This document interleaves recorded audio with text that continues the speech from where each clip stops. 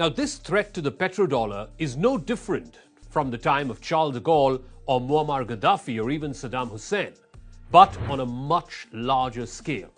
America cannot hope to remove Vladimir Putin as easily as they did with these previous leaders who challenged the petrodollar system. Now, what are the consequences of the United States and the European Union kicking Russia off the SWIFT banking transaction system? Will it hurt the Russian economy? Well, certainly in the immediate term it will.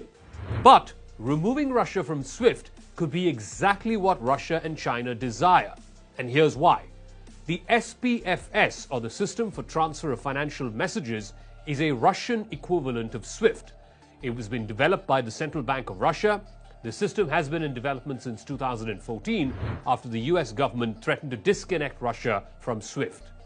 There are now plans to integrate the SPFS network with the China-based CIPS network, which is the cross-border interbank payment system.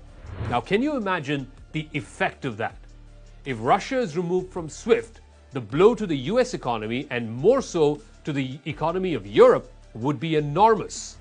The vast majority of SWIFT transactions are settled in US dollars, and that simply helps solidify the dollar as the global reserve currency. This gives the United States tremendous influence over the world economy, and therein lies the real power.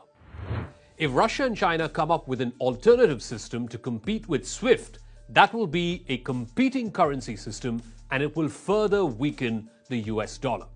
Not to mention, Russia is the second largest exporter of energy, and China is the largest manufactured goods exporter.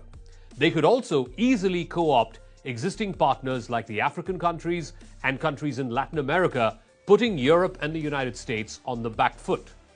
Oil is the most traded commodity in the world, and it is settled in US dollars.